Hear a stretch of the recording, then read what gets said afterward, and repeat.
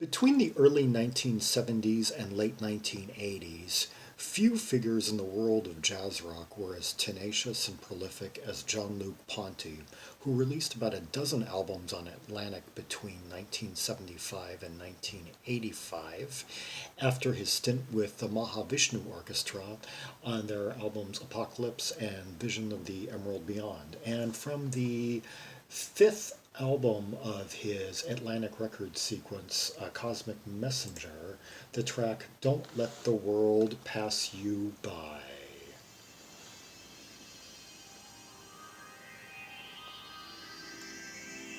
Allan Zavod on keyboards.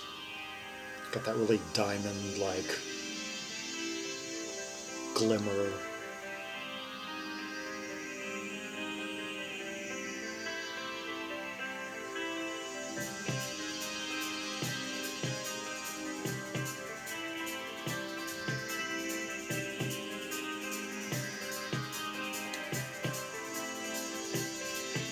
Notice how we've got one figure that's going really fast and another that's going really slow just around it. We've got we've got the guitar figure that's going pretty brisk and the beat that's backing it up, but that just shimmery, sparkly sound that's like and swirling it really slow. It's the first thing we heard.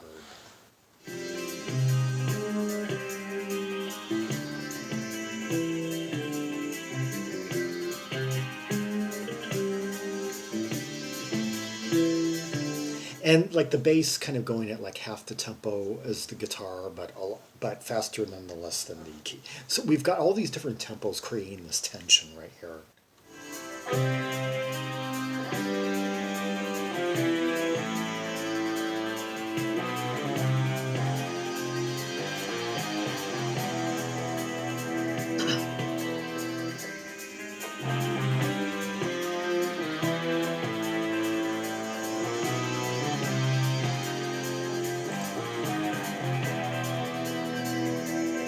Two guitarists credited on this album, Joaquin Lievano and Peter Maunu. I guess one of them's playing the cleaner figure, and the other's playing the kind of gruffer riff that we were just lines that we were just hearing around the bass work of Ralphe Armstrong.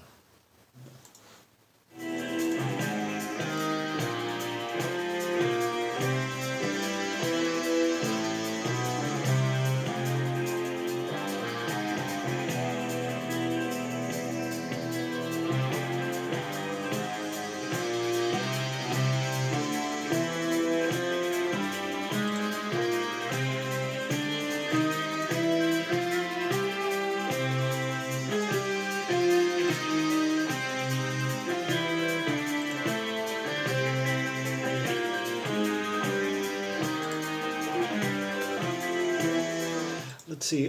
Peter Maunu was heard on the LA Express album Shadow Play from 1976. Very good album. And Billy Cobham's Magic.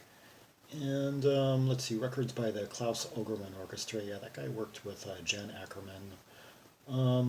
And Group 87. Yeah, so this guy's got quite a sheet. Oh, later he would be heard with Wolf and Wolf. Yeah, the Austrian Peter Wolf.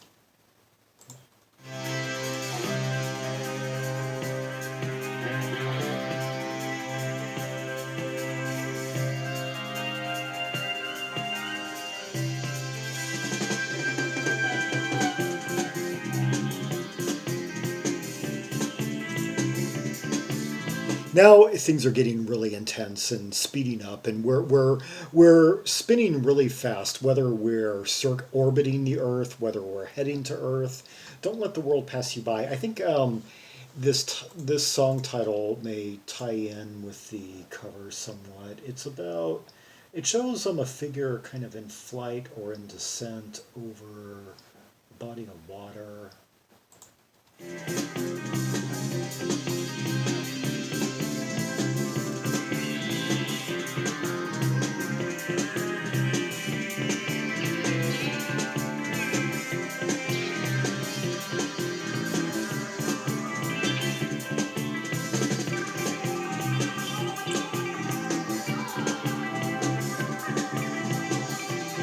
Hear those arpeggiated synths?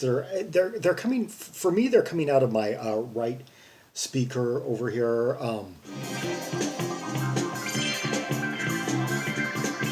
Yeah, now they're flaring up.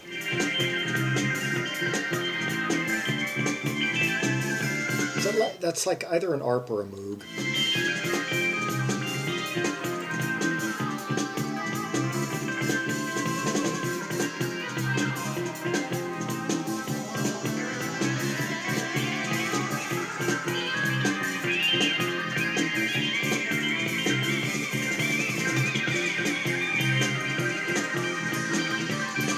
All the credits I can find, all they say is keyboards by Allan Zavod's name. They don't give any maker model.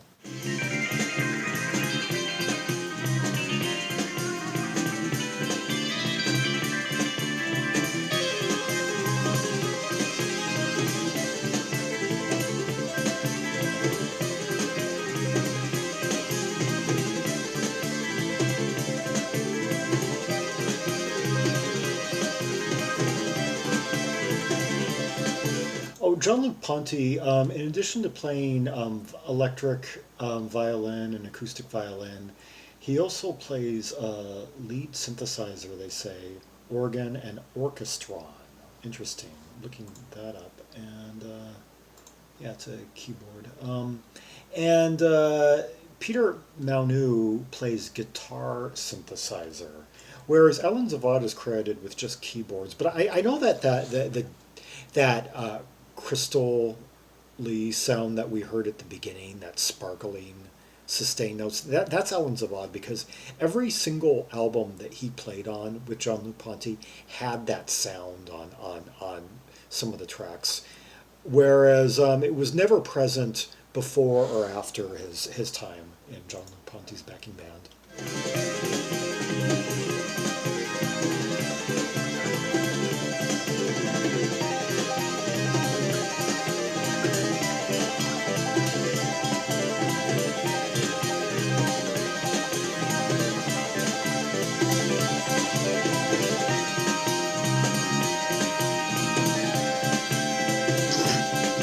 Notice how this is built really around just a catchy bass ostinato. They're soloing around it. That so many great instrumental excursions like this that give different instrumentalists a chance to stretch out. They're so often they're built around just a catchy kind of jerky punctual bass ostinato. That's like the building block of just all great instrumentals. Most of them, it seems, aside from ones that are just purely like electronic. That is.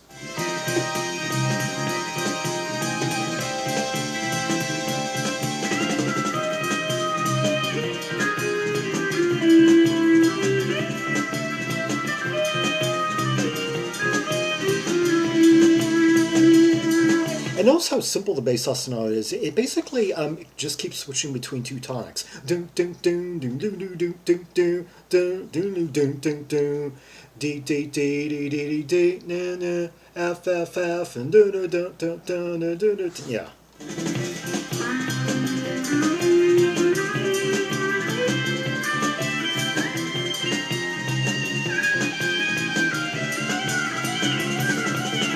And that sounds like an electric violin.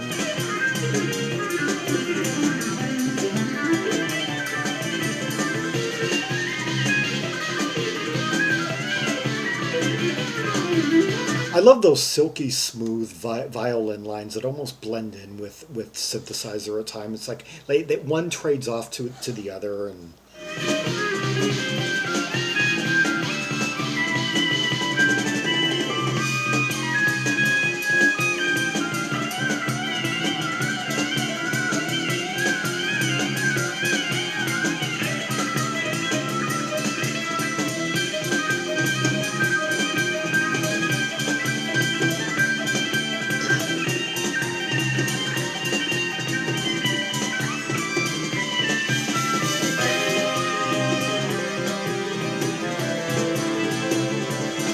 now they're all starting to join in, starting to layer on. We've got the keyboards just fizzing and.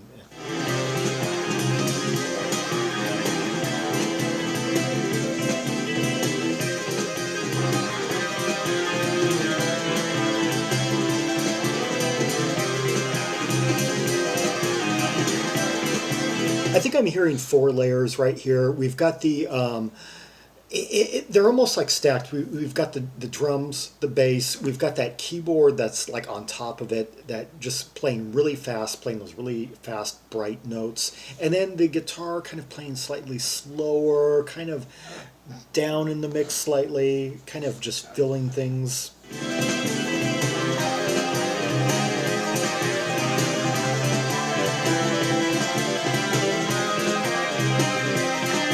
The synthesizer sounds polyphonic. I believe I'm hearing two notes simultaneously. Although I don't know if two people are playing synth right now.